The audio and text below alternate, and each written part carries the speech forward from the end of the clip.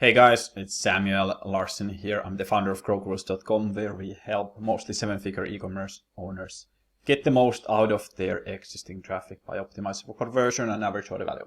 Now, I wanted to go over the big misconceptions people have when it comes to CRO in general. And there's the three biggest ones that I've identified. And of course, there's like many small ones, but these are the major ones. So first of all, people think that CRO is just a straight line thing.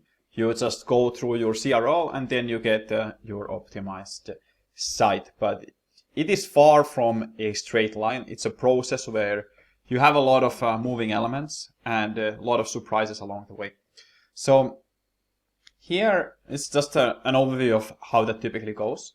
And then you just constantly execute and plan and execute around these steps. And eventually you will get a few deployments that will win out, and that will be your return on that investment.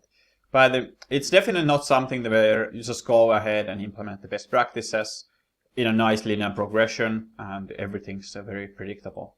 It's like a more equivalent of sailing through rough waters. Sometimes you get it right and you really advance. There's like a good tailwind coming up, and then sometimes it's no feeling like you're getting anywhere. So really varies, and there's a lot of spurts where you will get a lot of momentum and a lot of moments where you're just getting completely stuck.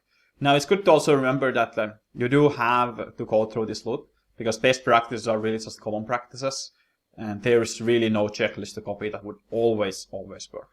So that's also good to keep in mind, like there's no single thing that would work 100% of the time. Second misconception is that the faster you can start testing and changing things, the quicker it will go. However, that's often the case where if you rush with your initial planning, you have a goal of doing something like this, for example, then you will get like a wide variety of outcomes. And that's not going to be helpful in saving time. You just like basically get that first step faster, and then every subsequent step will be slower and more inaccurate because of that. So you are going to struggle without solid fundamentals in place. And if you do a proper plan, if you properly look at what you have, what are your goals, what are your biggest dropouts, these kinds of things, build it on solid fundamentals, it will be a lot easier to work on it from there. It's a bit counterintuitive that being slow and deliberate in the beginning could actually speed you up going forward. So I can understand why most people kind of get into this trap and they just want to rush into conclusions and get things moving. So remember, seemingly slow does not equal slow, and seemingly slow can be faster and quicker at the end. So you're just like not necessarily aiming to make progress per se in terms of doing a lot of things. You are looking to do the right things right. So there it's important that you don't just get swallowed up into this flurry of activity and get that going. Now, last thing, as one of the biggest surprises, is that the journey itself will always and like prove you wrong and prove your expertise wrong as well. It's always full of surprises, and you never know exactly what's going to work and what isn't.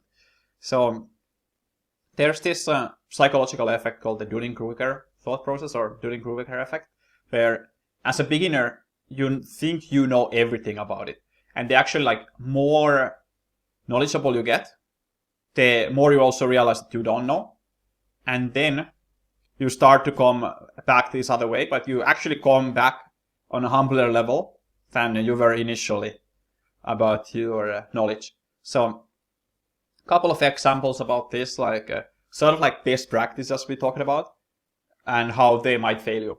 So just quickly, like generally it's a good idea to do like security logos on the checkout. However, it can also be overemphasis on security, and so sometimes it loses, and there's no way to tell without testing. It always depends. Another example, like generally people say like add the call to action top of fold, but sometimes it loses. So here, like having call to action more toward the bottom here was a massive winner of 304%. Whereas like that's made all the difference probably for this particular business. So these kinds of things, they will come up and they are going to shock you. But that's also what keeps this journey so interesting and so fascinating. That's why I'm still doing this after 6 years in the game, and why I'm not planning to stop anytime soon. So hopefully you enjoyed this video.